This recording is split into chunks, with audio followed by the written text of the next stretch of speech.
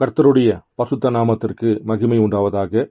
நம்முடைய வெளியேறப்பெற்ற பிரண்ணாம் குடும்பத்திலே வாழ்ந்து கொண்டிருக்கின்ற அன்பு சகோதர சகோதரிகளாகிய வெளியேறப்பெற்ற முத்துக்களை வைரங்களையும் தனிப்பட்ட நபர்களையும் இந்த காலை நேரத்திலே கர்த்தர் உங்களை அதிகமாக ஆசீர்வதித்திருக்கின்றார். சென்ற பதிவிலே நாம் முதலாம் ஆதாமை பற்றி சில காரியங்களை பார்த்தோம். அநேக விதமான வார்த்தைகள் உண்டு. இந்த மூன்றாவது வேதத்தில் தேவன் புதைப்பொருளாக, முத்துக்களாக, ரத்தினங்களாக கர்த்தர் அநேக வெளிப்பாடுகளை வைத்திருக்கின்றார். ஒரு சிறு பாகத்தை மாத்திரம்தான் சென்ற பதிவிலே நாம் பார்த்தோம். ஆதாம் வஞ்சிக்கப்படவில்லை, ஏவாள் தான் வஞ்சிக்கப்பட்டாள். ஏவாள் ஆதாமுடைய பாகமாக இருப்பதனாலே, ஆதாம் தன்னுடைய பாகமாக ஏவாள் இருப்பதனாலே அந்த ஏவாளின் நிமித்தமாக தன் நித்திய ஜீவனை இழந்து மீட்பின் திட்டங்களை அவர் இழந்து போகின்ற பொழுது அவர்களை மீட்டுக்கொள்ள ஒரு மீட்பர் வர வேண்டும். பாருங்கள், நான் உங்களுக்கு வேதத்தில் சில காரியத்தை நான் வாசிக்கிறேன். 1 கொரிந்தியர் பாருங்கள், 1 கொரிந்தியர் 15வது அதிகாரம் 47வது வசனம். முந்தின மனுஷன் பூமியிலிருந்து உண்டான மண்ணானவன், இரண்டாம் மனுஷன் வானத்திலிருந்து வந்த கர்த்தர். பாருங்கள், இரண்டாவது மனுஷன் வானத்திலிருந்து வந்த கர்த்தர் என்று வேதம் போதிக்கிறது.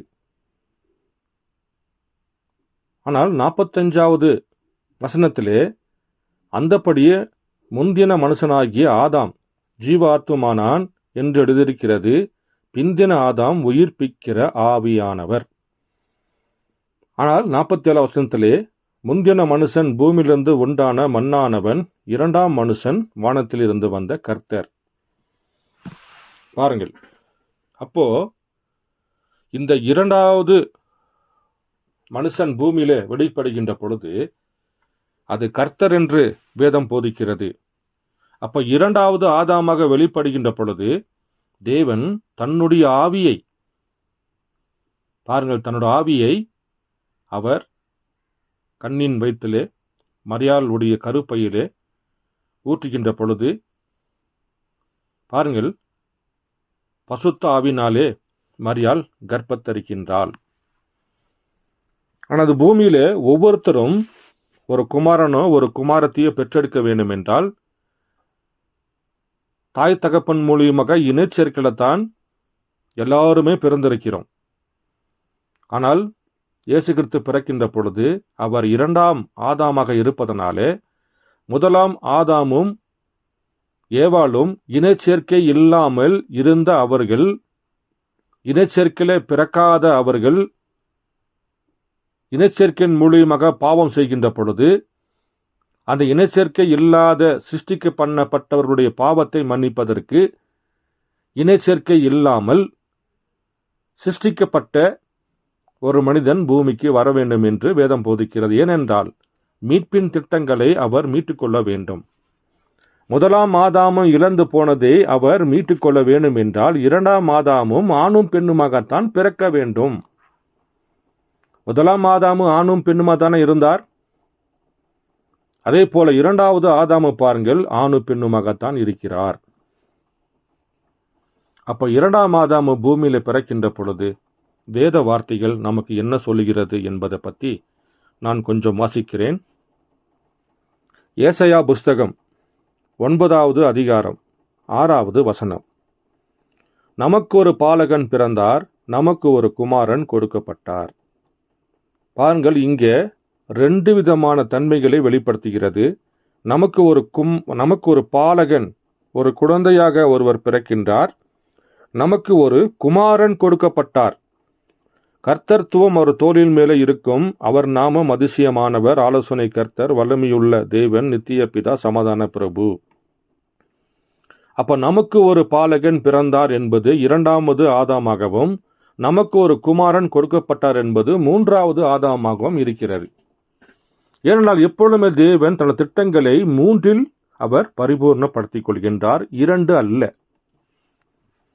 இது எல்லாத்துக்குமே வேதத்தை வாசிக்கிறவர்களுக்கு நன்றாக தெரியும். தேவன் 3 கட்டங்களாகத்தான் தன்னை வெளிப்படுத்துவார் என்று. அப்படி இருக்கின்ற பொழுது இந்த ஏசாயா புஸ்தகத்திலே 9வது அதிகாரம் 6ஆம் வசனத்திலே பார்ப்பீர் என்றால், நமக்கு ஒரு பாலகன் பிறந்தார், நமக்கு ஒரு குமாரன் கொடுக்கப்பட்டார். அப்போ தேவன் இந்த பூமியிலே 2 வருகையாக தன்னுடைய ஊழிய திட்டங்களை தேவன் நியமித்துக் கொள்கின்றார். முதல் வருகை குமாரனாக, அதாவது முதல் வருகை குழந்தையாக, 2வது வருகை குமாரனாக என்று தான் வேதம் போதிக்கிறது. இது நாம் 3வது ஆதாமுக்கு வருகின்ற பொழுது இது நன்றாக தெளிவாக வேத வார்த்தைகளை கொண்டு 3வது ஆதாம் யார் என்பதை பார்க்கின்ற பொழுது அநேக காரியங்களை பார்க்கலாம். இப்பொழுது நாம் பார்ப்போம் என்றால், 2வது ஆதாமு வானத்தில் இருந்து வந்த கர்த்தர் என்று வேதம் போதிக்கிறது.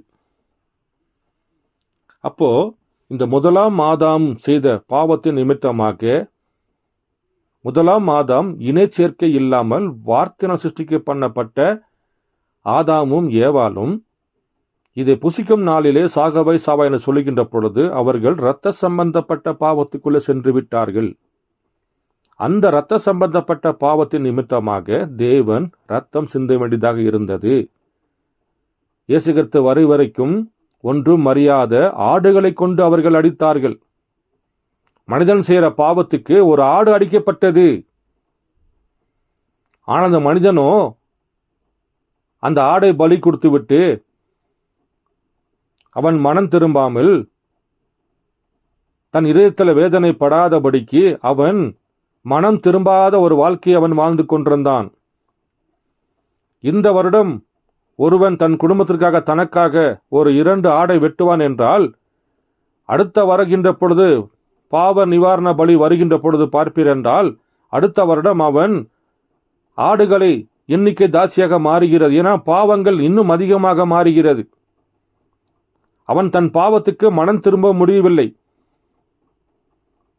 ஏனென்றால் நியாய பிரமாணம் ஒருவனுக்கு தண்டனை மாத்திரமே கொடுத்தது. நியாய பிரமாணத்தில் ஒருவனுக்கு மீட்பு இல்லை. நியாய பிரமாணத்தில் ஒருவனுக்கு மன்னிப்பு இல்லை. நியாய பிரமாணம் என்றாலே தண்டனை தான். பாருங்கள், அன்றைய நாட்களில் வாழ்ந்த அந்த ஜனங்களோ மனம் திரும்பல. தன் பாவத்துக்கு, தன் குடும்பத்தின் பாவத்துக்காக பாருங்கள், ஒன்றும் அறியாத பாவம் செய்யாத ஒரு ஆட்டுக்குட்டியை அடிக்க வேண்டியதாக இருந்தது. அந்த ஆட்டுக்குட்டி ரத்தம் பாருங்கள், அது பரிபூர்ணமாகவில்லை. அவர்கள் பூரண விடுதலை தர முடியவில்லை. அது மிருகத்தின் ரத்தமாக இருப்பதனாலே கொஞ்ச காலம் வரைக்குமே அதன் மேல் பூசப்பட்டது. பிறகு பாருங்கள், மறுபடியுமாக ஜனங்களின் பாவங்களுக்காக ஆடு அடிக்கப்பட்டது. அது பரிபூர்ணமாகவில்லை. அப்படி என்றால் பரிபூர்ணமாக வேண்டும் என்றால் 2வது ஆதாமாகிய வானத்தில் இருந்து வந்த கர்த்தர் பாலகனாக, குழந்தையாக, இணை சேர்க்கை இல்லாமல் பிறக்க வேண்டும். இப்பொழுது உங்களுக்கு புரிகிறதா ஏன் இயேசு கிறிஸ்து இணை சேர்க்கை இல்லாமல் கண்ணின் வயிற்றில் ஏன் பிறந்தார் என்று உங்களுக்கு புரிகிறதா? ஆதாமும் ஏவாளும் இணை சேர்க்கையினால் பிறக்கவில்லை. ஆதாமும் ஏவாளும் கர்த்தருடைய வார்த்தையினால் சிருஷ்டிக்கப்பட்டவர்கள். அந்த கர்த்தருடைய சிருஷ்டிக்கப்பட்ட பிள்ளைகள் இணை சேர்க்கை இல்லாத பிள்ளைகள் இணை சேர்க்கைக்குள்ள வந்து பாவம் செய்து விட்டார்கள். அப்ப இன்னைக்கு நாம எல்லாம் என்ன செய்கின்றோம்? நாம எல்லாம் இணை சேர்க்கையில பிறக்கப்பட்ட பிள்ளைகளாக இருக்கிறோம். நம்முடைய ரத்தம் அங்கே தெளிக்கப்படவே முடியாது. இணை சேர்க்கை இல்லாத ஒரு மனிதனுடைய ரத்தம் தான் ஆதாமும் ஏவாளுடைய பாவத்தை மன்னிக்கும். இந்த ஆதாம் ஏவாள் உடைய மூலியமாக பூமியில பிறந்த அனைத்து விதமான ஜனங்களுடைய பாவத்தை மன்னிப்பதற்கு இணை சேர்க்கை இல்லாமல் கர்த்தருடைய ஆவியினாலே கண்ணின் வயிற்றில் பிறந்து ஒரு மனிதனாக வெளிப்படக்கூடிய அந்த 2ஆம் ஆதாமுடைய ரத்தம் மாத்திரமே இந்த உலக ஜனங்களுடைய பாவங்களுக்காகவும் ஆதாம் ஏவாள் செஞ்ச பாவத்துக்காகவும் அந்த ரத்தம் அங்கே மன்னிப்பு தருகிறது.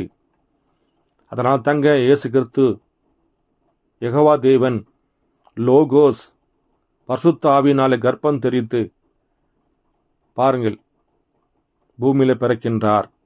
அப்படி பிறக்கின்ற பொழுதுக்குள்ள பாருங்கள், மரியாள் நிச்சயம் பண்ணாமல் இருக்கின்ற பொழுது கர்ப்பம் தெரித்திருந்தால் அவள் விபச்சாரியாக மாறியிருப்பாள். யூதர்கள் எல்லாரும் சேர்ந்து கல்லை எடுத்துக்கொண்டு வந்து மரியாள் அடிச்சு கொன்று போட்டிருப்பார்கள். நம்முடைய தேவன் எப்படிப்பட்ட தேவன் பாருங்கள். அவர் திட்டங்களை நீங்கள் பாருங்கள்.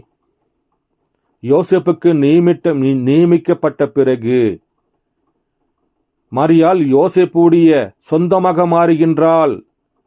யோசேப்புக்கு நியமிக்கப்படாமல் மரியாளை தேவன் பரிசுத்த ஆவியால் நிரப்பி அங்க ஒரு கர்ப்பத்தை உண்டாக்கி இருப்பார் என்றால் அது விபச்சாரமாக மாறியிருக்கும். நியாய பிரமாணத்தின் பிரகாரம் அவரை கல்லெடுத்து அடிச்சு கொண்டிருப்பார்கள். பாருங்கள், யோசேப்புக்கு நியமிக்கப்பட்ட பிறகு, நிச்சயதார்த்தம் முடிந்த பிறகு தேவன் பரிசுத்த ஆவியினாலே மரியாளை நிரப்புகின்ற பொழுது பாருங்கள், அவள் யோசேப்போட மனைவி என்ற ஸ்தானத்தில் இருக்கின்றாள். அப்படி என்றால் அவளை யாருமே கொல்ல முடியாது. அப்படி என்றால் மரியாளுடைய கர்ப்பத்துக்கு காரணம் யோசேப் என்று தான் உலக ஜனங்கள் சொல்லுவார்களே தவிர, அவள் யோசேப்புக்கு நிச்சயம் ஆகாமல் இருப்பார் என்றால் அவள் விபச்சாரியாக மாறியிருப்பாள். கர்த்தருடைய திட்டங்களை பாருங்கள். அவர் மகத்துவமானவர், அவர் ஆலோசனை கர்த்தர், சகலத்தும் அறிந்த தேவனாக இருக்கின்றார். பாருங்கள், தேவன் அப்படிப்பட்ட மகத்துவம் உள்ள தேவனாக இருக்கின்றார். யோசேப்புக்கு நிச்சயதார்த்தம் முடிந்த பிறகுதான் மரியாளுடைய கர்ப்பத்தை தேவன் தேர்ந்தெடுத்திருக்கின்றார். அப்படி இருக்கின்ற பொழுது பாருங்கள், மரியாளுடைய எந்த இரத்தமோ அவருடைய சுவாசமோ இயேசு கிறிஸ்துக்குள்ள இல்லவே இல்லை என்று வேதம் போதிக்கிறது. ஏனென்றால் ஒரு இனச்சேர்க்கையின் மூலியமாக வந்தால்தான் ஒரு தாய்மைக்கு பால் சுரக்கும். ஒரு இனச்சேர்க்கையின் மூலியமாக வந்தால்தான் தொப்புள் கொடி உருவாகும். அந்த தொப்புள் கொடியின் மூலமாகத்தான் அந்த குழந்தைக்கு வேண்டிய எல்லா விதமான காரியங்களும் செல்லும் என்று சயின்ஸ் போதிக்கிறது. ஆனால் இங்கேயோ இனச்சேர்க்கை இல்லாமல் பரிசுத்த ஆவியினால் கர்ப்பம் தெரித்திருப்பதனாலே மரியாளுடைய எந்த இரத்தமோ மரியாளுடைய சுவாசமோ மரியாள் சாப்பிடுகின்ற உணவோ இயேசு கிறிஸ்துக்குள்ள போகவே இல்லை. இயேசு கிறிஸ்து ஒரு பெண்ணின் மதிப்புக்குரிய பாருங்கள், அந்த பாலை கூட இயேசு கிறிஸ்து மரியாளின் பாலை கூட தேவன் குடிக்கவில்லை. ஏனென்றால் இனச்சேர்க்கையில் இருந்தால் மாத்திரம்தான் பால் சுரக்கும். பாருங்கள், தேவன் எப்படிப்பட்ட தேவனாக இருக்கின்றார் பாருங்கள். இது சொன்னால் யாராவது நம்புவார்களா? இயேசு கிறிஸ்துக்கு தொப்புள் கொடி இல்லை. இனச்சேர்க்கையின் மூலியமாக வந்தால் மாத்திரம்தான் தொப்புள் கொடி வரும். அங்க தொப்புள் கொடி இல்லை. ஏனென்றால் ஒரு தொப்புள் கொடி ஒரு தாய்க்கும் மகனுக்கும் உள்ள பந்தமாக இருக்கிறது. தாய் சாப்பிடுகின்ற உணவு, சுவாசம், தண்ணீர் எல்லாம் பாருங்கள் அந்த தொப்புள் கொடி வழியாகத்தான் குழந்தைக்கு செல்லும். அந்த தொப்புள் கொடி உருவாகுவது எப்படி என்றால் அது இனச்சேர்க்கையின் மூலியமாகத்தான். ஆனால் இங்கே இனச்சேர்க்கை இல்லையே. தேவன் மரியாளுடைய கருவை மாத்திரம், கர்ப்பப்பையை மாத்திரம் தேவன் தெரிந்து கொண்டார். பாருங்கள் எப்படிப்பட்ட மகத்துவமானவர். எந்த மனிதனுடைய, அதாவது பாருங்கள், அணுக்களோ அங்கு செல்லவில்லை. மரியாளுடைய ரத்தமோ சுவாசமோ மரியாளுடைய பாலோ அல்லது மரியாள் சாப்பிடுகின்ற உணவோ பாருங்கள் இயேசு கிறிஸ்துக்குள்ள இல்லவே இல்லை. தேவன் அனைத்தையுமே மரியாளுக்குள்ள சிருஷ்டிக்க பண்ணினார் என்று வேதம் போதிக்கிறார். அதனால் அவள் கன்னி மரியாள் என்று கூப்பிட்டார்கள். பாருங்கள் எப்படிப்பட்ட மகத்துவமான தேவன். இன்னைக்கெல்லாம் ஆர்சி மதம் போதிக்கிறது மரியாள் இயேசு கிறிஸ்துவோட தாய் என்று. அவள் ஒரு நிலம் என்று வேதம் போதிக்கிறது. ஒரு நிலத்தில் எப்படியாக ஒரு கோதுமை மணியை வளர்வதற்காக நிலத்தை தேவன் உபயோகப்படுத்துகின்றார், அதே போல பாருங்கள் இந்த கோதுமை மணி ஆகிய கர்த்தர் மரியாளுடைய வயிற்றுக்குள்ள பாருங்கள் சிருஷ்டிக்க பண்ணப்பட்டு மரியாளுக்கும் அதுக்கும் சம்பந்தமே இல்லாதபடிக்கு தேவன் ஒரு குழந்தையை பெற்றெடுக்கும்படியாக தேவன் தன் வார்த்தையின் மூலியமாக அங்கு நிறைவேற்றி காண்பித்தார். இது யாருமே ஏற்றுக்க மாட்டாங்க. ஆனால் வேதம் போதிக்கிறது இயேசு கிறிஸ்து தொப்புள் கொடி இல்லை. மரியாள் ரத்தம் இயேசு கிறிஸ்துக்குள்ள இல்லை. மரியாள் சாப்பிடுகின்ற எந்த உணவுப் பொருளும் சத்துக்களும் இயேசு கிறிஸ்துக்குள்ள வரவில்லை. அவர் மரியாளின் பாலை கூட அவர் குடிக்கவில்லை. பாருங்கள், அவர் தேவன், யெகோவா தேவன் முழுவதுமாக கிறிஸ்துக்குள்ளே மரியாளுடைய கர்ப்பத்தின்குள்ளே பாருங்கள் அங்கே ஊற்றப்பட்டு விட்டார். அப்படி ஊற்றப்பட்டு ஒரு மனிதனாக, நடமாடக்கூடிய மனிதனாக, நடமாடக்கூடிய ஆசரிப்பு கூடாரமாக, நடமாடக்கூடிய லோகோஸாக, நடமாடக்கூடிய பசுத்தாவியாக, நடமாடக்கூடிய நிருபங்களாக பாருங்கள் இயேசு கிறிஸ்து அங்கே நின்று கொண்டிருந்தார். யோவான் ஸ்நானகன் அவரை பார்க்கின்றார். தன்னுடைய சீடர்கள் அழைத்து, இதோ உலகத்தின் பாவங்களை சுமந்து தீர்க்கிற தேவ ஆட்டுக்குட்டி. அந்த தேவ ஆட்டுக்குட்டிக்கு பார்ப்பீர் என்றால் 33 வயது. இந்த தேவாட்டுக்குட்டிக்கு பேர் நீங்கள் பார்ப்பீர் என்றால் அது இயேசு என்று பேர் வைக்கப்பட்டிருக்கிறது. மனிதனுடைய பேர். பாருங்கள், அது ஒரு புதிய நாமம். பழைய ஏற்பாட்டு புஸ்தகத்தில் எங்காவது இயேசு என்ற பெயர் நீங்கள் வாசிக்க முடியுமா? யெகோவா ஈரே, யெகோவா ராப்பா, யெகோவா சம்மா என்று யெகோவா தேவனுக்கு 1000 நாமங்கள் உண்டு. அந்த 1000 நாமத்தில் பழைய ஏற்பாடு காலத்தில் இயேசு நாமத்தை நீங்கள் எங்காவது பழைய ஏற்பாட்டில் வாசிக்க முடியுமா? பாருங்கள், பழைய ஏற்பாட்டில் எழுதப்படாத ஒரு நாமம்தான் புதிய நாமம். அந்த புதிய நாமம் பரிசுத்த ஆவி ஊற்றப்பட்டு எந்த சரீரத்துக்குள்ள அந்த இயேசு என்ற நாமம் இருக்கிறதோ அந்த உருவத்தை, அந்த சரீரத்தை, அந்த உடலை தேவன் ஏற்றுக்கொள்கின்ற பொழுது பாருங்கள், அது தேவனுடைய புதிய நாமமாக மாறுகிறது. அப்போ இன்றைக்கு சிந்தித்து பாருங்கள் அன்பு சகோதர சகோதரிகளே. 30 ஆண்டுகளாக இயேசு கிறிஸ்து சாதாரண மனிதனாகத்தான் இருந்தார். யெகோவா தேவன் நடமாடக்கூடிய மனிதனாக இருந்தார். யெகோவா தேவன் அங்கு நின்று கொண்டு ஆடுகளை மேய்த்திருக்கலாம். தன்னுடைய வளர்ப்பு தகப்பன் ஆகிய யோசேப்புக்கு சில விதமான வேலைகளை அவருக்கு உதவி செய்திருக்கலாம். மரியாளுக்கும் சில உதவிகளை செய்திருக்கலாம். ஆனால் அங்கிருந்த யாருக்குமே தெரியவில்லை, இவர்தான் தேவன், இவர்தான் யெகோவா, இவர்தான் பரிசுத்த ஆவி என்று யாருக்கும் தெரியவில்லை. 30 ஆண்டுகளாக சாதாரண மனிதனாக இருந்தார். ஆனால் அவர் ஊழியம் தேவனாலே முன்குறிக்கப்பட்ட திட்டங்கள் 30 வயசு முதல் 33 வயசு வரைக்கும், அதாவது 3 ஆண்டுகள், தானியேலுடைய 70 வாரத்தின் நிறைவேறுதல் ஒரு பாகம், 3 ஆண்டுகள் ஊழியம். அந்த 3 ஆண்டுகள் தான் பாருங்கள், பரிசுத்த ஆவியானவர் அந்த இயேசுன்னு சொல்லக்கூடிய உடலுக்குள்ள இறங்கி, அந்த சரீரத்துக்குள்ள இறங்கி, அந்த வார்த்தையின் நிறைவேற்றுதலாக தேவன் இயேசு கிறிஸ்துவாக ஆசாரிப்பு கூடாரம் லோகோஸ் அங்கே நடந்து கொண்டிருந்தது. அவரோ உலகத்தின் பாவங்களை சுமக்கிற தேவ ஆட்டுக்குட்டி. பாருங்கள், அவர் ஒரு ஆட்டுக்குட்டியாக உலக ஜனங்கள் பாவத்துக்கும் ஆதாமும் ஏவாளும் இணை சேர்க்கை இல்லாமல் பிறந்த ஆதாம் ஏவாளுடைய பாவத்துக்கும் பாருங்கள், அவர் அங்கே இணை சேர்க்கை இல்லாமல் பரிசுத்தமான இரத்தத்தோடு ஆதாம் ஏவாளுடைய பாவத்தை கழுவும்படியாக தன் இரத்தத்தை தெளிக்கப்பட வேண்டியதாக, தன் இரத்தத்தை முழுவதுமாக கொடுக்கும்படியாக பாருங்கள் நடமாடக்கூடிய மனிதனாக பாருங்கள் பூமிக்கு வந்தார். முதலாம் ஆதாமும் மனிதன் தானே. அப்ப 2வது ஆதாமும் ஆவில வர முடியாது. 2வது ஆதாமும் மனிதனாகத்தானே வந்தாரு. அப்ப 3வது ஆதாம் மட்டும் எப்படி ஆவில வருவாரு? அப்படி வர முடியாது. வேத வார்த்தை பொய்யாயிருமே. முதலாம் ஆதாமு ஒரு மனிதனாக இருக்கிறாரு.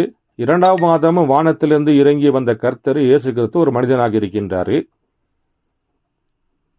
அப்போ பரிசுத்த ஆவியாக வருகிற 3வது ஆதாம் மாத்திரம் எப்படிங்க பரிசுத்த ஆவியில வர முடியும்? அவரும் ஒரு மனிதனாகத்தானே வர வேண்டும். பாருங்கள், ஏவாளின் நிமித்தமாக ஆதாம் ஏவாளுடைய ஸ்தானத்துக்கு வந்தார். 2வது ஆதாமாகிய கர்த்தரு அவர் இனச்சேர்க்கையில பிறக்கவில்லை, பரிசுத்தாவினால பிறந்தாரு. இந்த பாவியா இருக்கிற நம்மளை ஆதாமும் ஏவாளை மீட்டுக் கொள்வதற்காக நம்முடைய ஸ்தானத்தை அவர் எடுத்துக்கொண்டார் என்று தான் வேதம் போதிக்கிறது. பாருங்கள், அதை நான் கொஞ்சம் வாசிக்கிறேன். கலாத்தியர் 3வது அதிகாரம் 13வது வசனத்தை வாசிக்கிறேன். மரத்திலே தூக்கப்பட்ட எவனும் சபிக்கப்பட்டவன் என்று எழுதியிருக்கிறபடி கிறிஸ்து நமக்காக சாபமாகி நியாயப்பிரமாணத்தின் சாபத்திற்கு நம்மை நீங்களாக்கி மீட்டு கொண்டார். கிறிஸ்து நமக்காக சாபமானார். இணைச்சேர்க்கையில பிறக்காத லோகோஸ் மூலியமாக, பரிசுத்தாவின் மூலியமாக பிறக்கப்பட்ட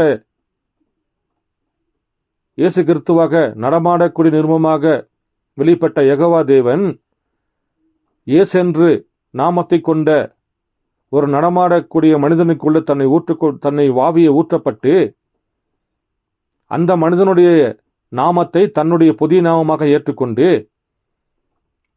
நடமாடக்கூடிய ஆட்டுக்குட்டியாக, பலி கொடுக்க வேண்டிய ஆட்டுக்குட்டியாக ஒரு மனிதனாக நின்று கொண்டிருக்கின்றார்.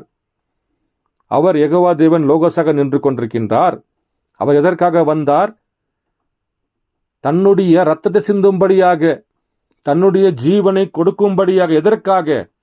ஆதாம் ஏவாள் மூலியமாக இரத்த சம்பந்தப்பட்ட பாவம் நடந்ததாலே அந்த இரத்த சம்பந்தப்பட்ட பாவத்துக்கு தன்னுடைய பரிசுத்தமான இரத்தத்தை கொடுக்கின்ற பொழுது அங்கே மீட்பு கிடைக்கிறது. ஆனால் நியாயப்பிரமாண காலத்திலே மிருகத்தின் ரத்தம் தெளிக்கப்பட்டது. மிருகனுக்கும் மனிதனுக்கு என்ன சம்பந்தம்?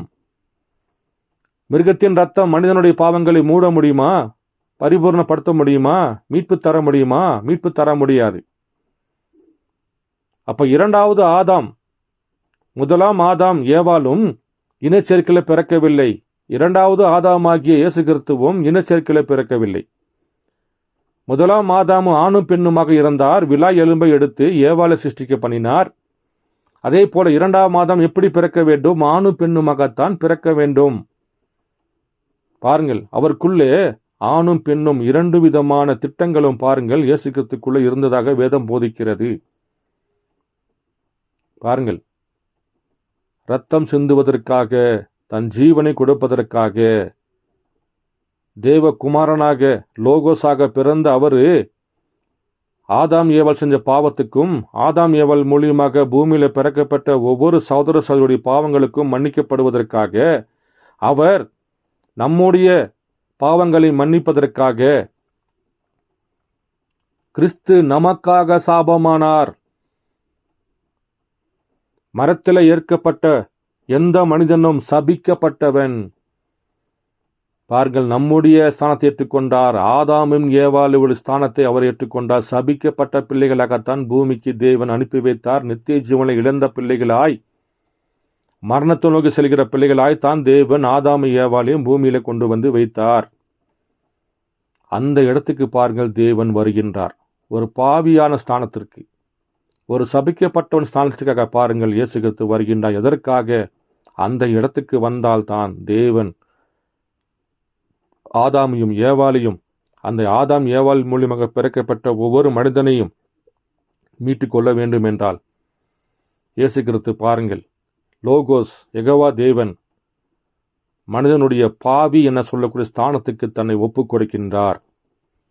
மரத்தில் தூக்கப்பட்ட எவனும் சபிக்கப்பட்டவன் என்று எழுதியிருக்கிறபடி கிறிஸ்து நமக்காக சாபமாகி நியாய பிரமாணத்தின் சாபத்திற்கு நம்மை நீங்களாக்கி மீட்டு கொண்டார்.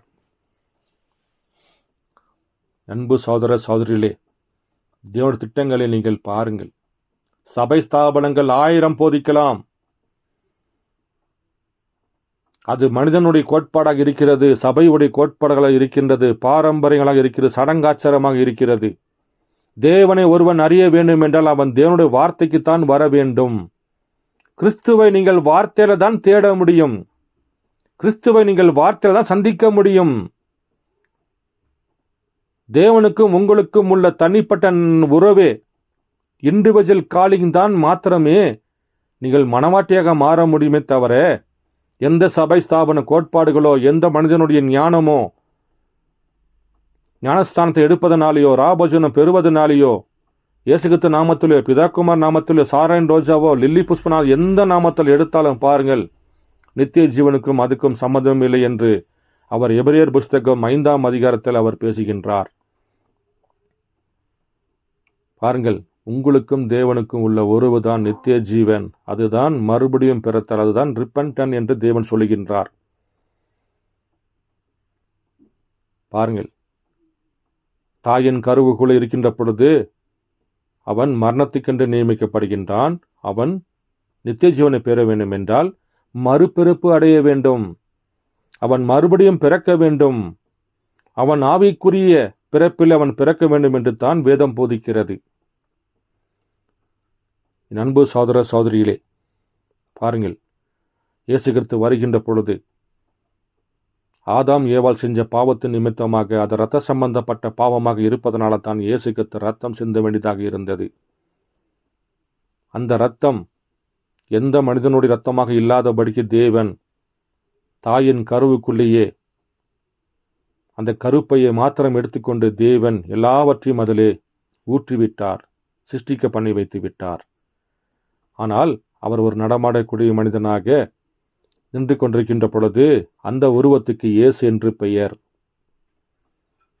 அந்த உருவத்திலே தேவன் தன் ஆவியை ஊற்றப்படுகின்ற பொழுது, அந்த உருவத்தினாலே தேவன் வார்த்தைகளை நிறைவேற்றுகின்ற பொழுது, அந்த உருவத்தினாலே அந்த உருவத்திற்காக கொடுக்கப்பட்ட நாமம்தான் இயேசு.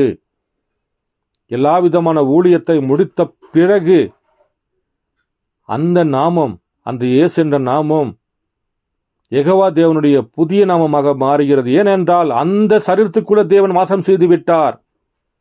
அந்த சரீரத்துக்கு இயேசு என்ற பெயர் வைக்கப்பட்டிருக்கிறதுனால் தான் தேவன் முதல் வரியிலே யெகோவா தேவனுடைய புதிய நாமமாக இயேசு கிறிஸ்து என்று தேவன் தன் புதிய நாமத்தை அவர் வெளிப்படுத்தி காண்பிக்கின்ற பொழுது அப்போஸ்தலர்கள் இந்த வெளிப்பாடை பெற்றுக்கொண்டார்கள். நியாயப்பிரமாண காலத்தில் வாழ்ந்து கூட எல்லாருமே பிதாவை வணங்கி கொண்டிருக்கின்ற பொழுது பாருங்கள், இயேசு கிறிஸ்து யார் என்பதை வெளிப்பாட்டை பெற்றுக்கொண்ட பிறகு யெகோவா தேவன் தாப்பா இயேசு கிறிஸ்து என்று புதிய நாமத்தின் அவர்கள் விசுவாசிக்க ஆரம்பித்தார்கள்.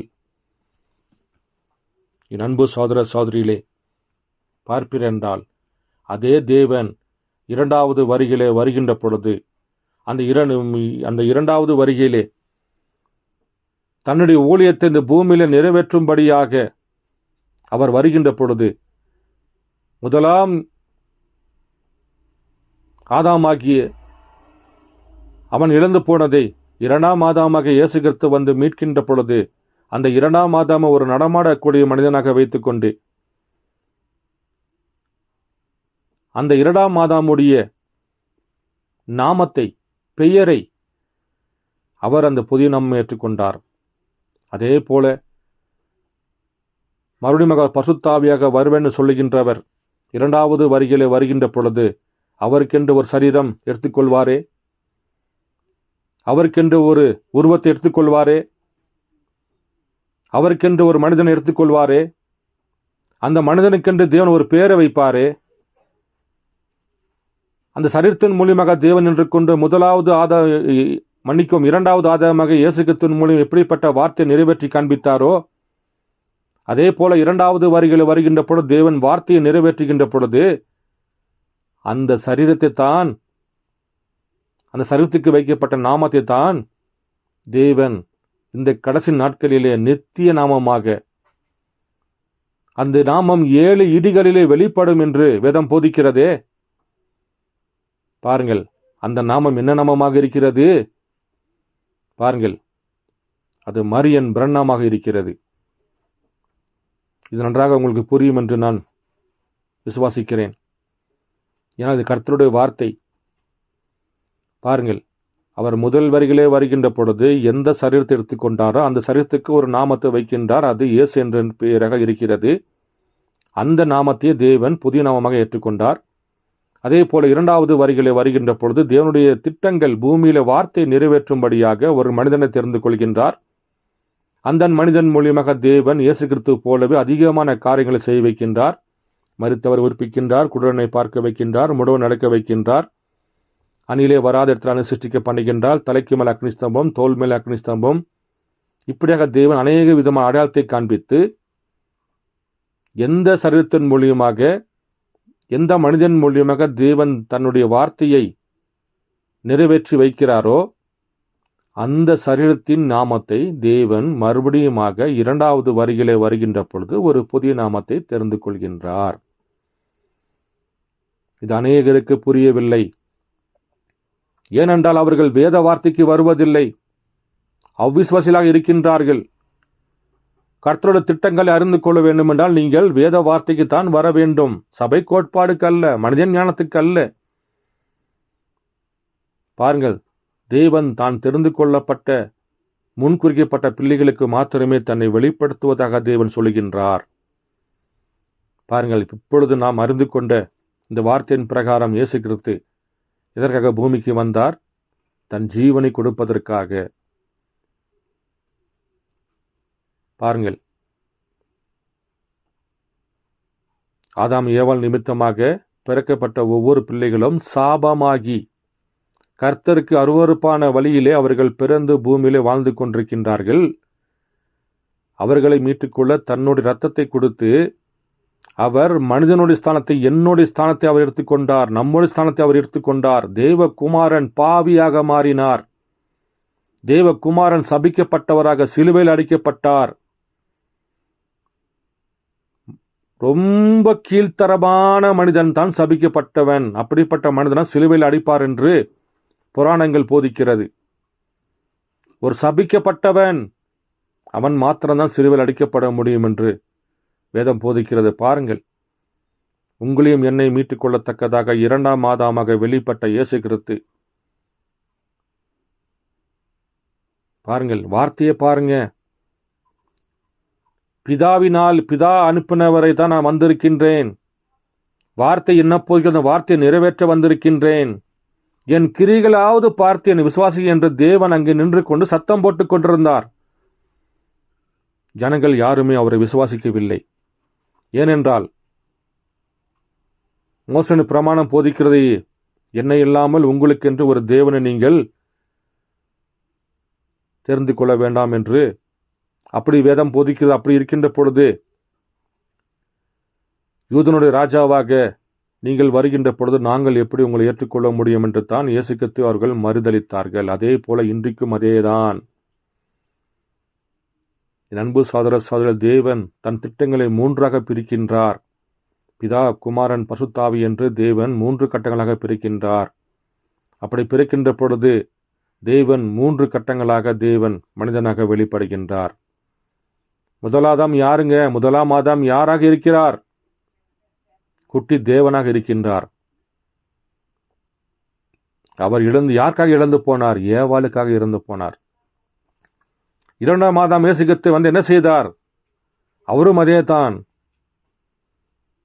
பாவத்தில் இருந்த தன் மனவாட்டியை பாருங்கள் மீட்டுக் கொள்ளத்தக்கதாக தன் ஜீவனை கொடுத்து, உலக ஜனங்களை பாவத்துக்கு தன் ஜீவனை கொடுத்து மனிதனுடைய ஸ்தானத்தை அவர் ஏற்றுக்கொண்டு, முதலாம் ஆதாம் போலவே 2ஆம் ஆதாமும் ஏவாளுக்காக பாருங்கள் சிலுவையில் அடிக்கப்படுகின்றார். சபிக்கப்பட்டவராக தேவகுமாரன் பாவமானார் என்று வேதம் போதிக்கிறது. நம்முடைய பாவத்தை அவர் ஏற்றுக்கொண்டார். யாருக்காக? ஏவாளுக்காக. மறுபடியுமாக 2ஆம் ஆதாம் ஏவாளுக்காக அங்கு அடிக்கப்படுகின்றார். இழந்து போனதை மீட்டுக் கொள்ளும்படியாக தேவன் தன் ஜீவனை கொடுக்கின்றார். ஆனால் அந்த ஜனங்களோ பரபாசை ஏற்றுக்கொண்டார்கள். எங்களுக்கு இவர் வேண்டாம், எங்களுக்கு இவர் வேண்டாம். ஆனால் நியாயம் தீர்க்கிற ராஜாக்களோ அதிபதியோ, இவரிடத்தில் நான் ஒரு குற்றத்தையும் கண்டுபிடிக்கவில்லை, நீ சொல்கின்ற குற்றம் இவர் மரணத்துக்கு ஏதுவான குற்றம் இல்லை என்று அவர்கள் கை கழுவிவிட்டார்கள். ஆனால் சொந்த ஜனங்களே இவர் சிலுவையில் அறையும் என்று கத்துக்கின்ற பொழுது பாருங்கள், நீங்களே அந்த பொறுப்பை நான் உங்களுக்கு தருகிறேன் என்று பாருங்கள், பொந்தி பிலாத்து கை கழுவிட்டு அந்த பொறுப்பை நான் உங்கள்கிட்ட குற்றம் சொல்லி அவர் ஒதுங்கி விட்டார். மெசியா வருவார் என்று காத்து கொண்டிருந்த சொந்த ஜனங்கள் பாருங்கள், எங்களுக்கு மெசியா வேண்டாம், இயேசு வேண்டாம், எங்களுக்கு பரபாசு. அவன் எப்படிப்பட்டவன்? நீதிமான பரபாசு கொள்ளையனாக இருக்கின்றான், கொலை செய்வனாக இருக்கின்றான், அக்கிரம் செய்வனாக இருந்தான். ஆனால் அவனை ஏற்றுக்கொண்டு வார்த்தையின் பிரகாரம் வெளிப்பட்ட நம்முடைய பாவத்துக்கு ஜீவனை கொடுத்து நம்மளை மீட்க வந்த இயேசு கிறிஸ்துவை அன்றைக்கு எப்படி இந்த யூதர்கள் மறுதலித்த அதே போல பாருங்கள், 2வது வருகையிலும் அதே ஜனங்களைப் போல நாமளும் இன்னைக்கு ஜனங்களும் பாருங்கள் 2வது வருகையில் வந்த இயேசு கிறிஸ்துவை அவர்கள் மறுதலித்து விட்டார்கள். அவர்கள் பரபாசை ஏற்றுக்கொண்டது போல இன்னைக்கு சபை ஸ்தாபன கோட்பாடுகளை அவர்கள் ஏற்றுக்கொண்டார்கள். குற்றச்சாட்டு செய்தியை நீங்கள் வாசித்து பாருங்கள். 1963 ஆண்டிலே இயேசு கிறிஸ்து நீங்கள் மறுபடியுமாக 2வது சிலுவையில் அருந்திவிட்டீர் என்று குற்றச்சாட்டு புஸ்தகத்தில் 118வது பேரால் அவர் பேசுகின்றார். என் அன்பு சகோதர சகோதரிகளே, பாருங்கள், 2ஆம் ஆதாம் பூமிக்கு வெளிப்பட்டார். 1ஆம் ஆதாம் ஏவாள் செஞ்ச பாவத்துக்காக அவர்கள் மூலியமாக உலக ஜனங்கள் பாவியாக இருப்பதனாலே நம்முடைய ஸ்தானத்தை அவர் ஏற்றுக்கொண்டு மறுபடியுமாக பாருங்கள், அவர் சிலுவையில் அடிக்கப்பட்டு சபிக்கப்பட்டவனாக தன் ஜீவனை கொடுக்கின்ற பொழுது பாருங்கள், உலக ஜன எல்லா பாவங்களுக்கும் தேவன் மன்னிப்பு கொடுத்தார். இப்போ ரட்சிப்பு வேணும். பாருங்கள், இயேசுவின் மூலியமாக பாவத்தின் நிமித்தமாக மன்னிப்பு கொடுத்தார். இப்போ அந்த ஆதாம் பூமிக்கு வெளிப்பட்டு அந்த ஆதாம் தன் ஜீவனை கொடுத்து ரத்தத்தை கொடுத்து ஜனங்களை மீட்டுக்கொண்டார். மீட்டுக்கொண்ட பிறகு அந்த 2வது ஆதாமாக இயேசு கிறிஸ்து தன் ஜனங்களுக்கு பிரமாணங்களை தருகின்றார்.